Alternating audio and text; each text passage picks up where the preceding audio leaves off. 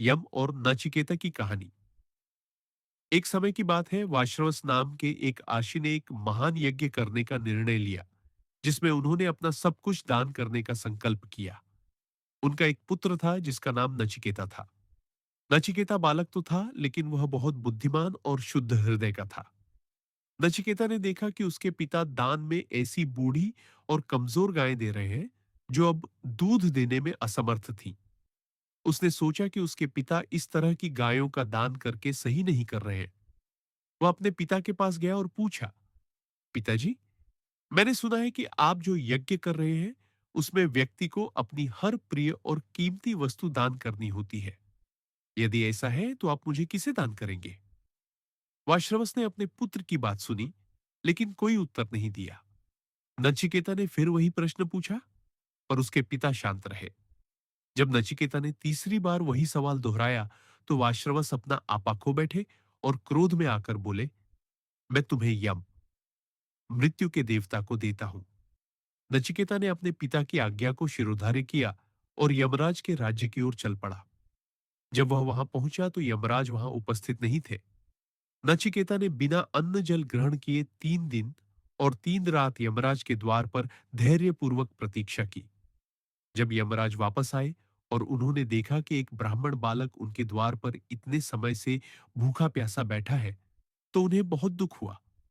उन्होंने तुरंत अपने सेवकों को नचिकेता के स्वागत के लिए पवित्र जल लाने का आदेश दिया। नचिकेता के आतिथ्य सत्कार के बाद यमराज ने उसे प्रतीक्षा कराने के लिए माफी के तौर पर 3 वरदान मांगने को कहा। नचिकेता ने पहला वरदान ये मांगा कि जब वह वापस पृथ्वी पर लौटे, तो उसके पिता की चिंता और क्रोध शांत हो जाए और वे उसे प्रेम पूर्वक पहचान सके। यमराज ने कहा, तथास्तु, तुम्हारा पहला वरदान पूरा हुआ। इसके बाद नचिकेता ने दूसरा वरदान मांगा कि यमराज उसे अग्नि विद्या, यज्ञ की वह विधि जिससे स्वर्ग की प्राप्ति होती है, सिखाए। यमराज सहमत हो गए और उन्होंने नचिकेता को अग्नि यज्ञ की सही विधि सिखाई। अंत में यमराज ने पूछा, नचिकेता, तुम्हारा तीसरा वरदान क्या है? नचिकेता ने कहा, क्या वास्तव में मृत्यु के बाद भी जीवन है? कुछ कहते हैं कि आत्मा रहती है, कुछ कहते हैं कि जीवन यहीं समाप्त हो जाता है। सत्य क्या है? यमराज ने कहा, बालक, मृत्यु और जीवन के रहस्यों के बारे में मत पूछो। यहां तक कि देवता भी इस विषय में पूरी तरह स्पष्ट नहीं है। तुम इसके बदले कुछ भी और मांग लो, मैं तुम्हारी हर इच्छा पूरी करूंगा। लेकिन नचिकेता अडिग रहा। उसने कहा, हे यमराज, मेरी एकमात्र इच्छा जीवन और मृत्यु के रहस्यों को जानने की है।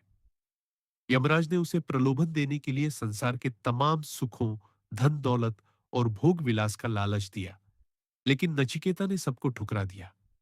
उसने कहा कि सांसारिक सुख क्षणभंगुर है और वे स्थायी आनंद नहीं दे सकते। यमराज नचिकेता की इस दृढ़ता और सत्य की खोज से बहुत प्रसन्न हुए। उन्होंने उसे आत्मज्ञान की शिक्षा दी। उन्होंने बताया कि शरीर रथ है और आत्मा उसका स्वामी, बुद्धि सारथी है और मन लगाम, इंद्रियां घोड़े हैं और विषय वे मार्ग हैं जिन पर वे दौड़ते हैं। उन्होंने समझाया कि आत्मा अमर है, वह न कभी जन्म लेती है और न कभी मरती है। ब्रह्म ज्ञान प्राप्त करने के बाद नचिकेता वापस अपने पिता के पास लौट आया। कहानी की सीख।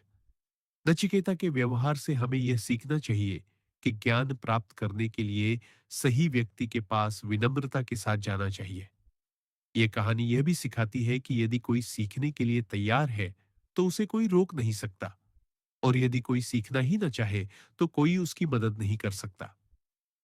संदर्भ: कठोपनिषद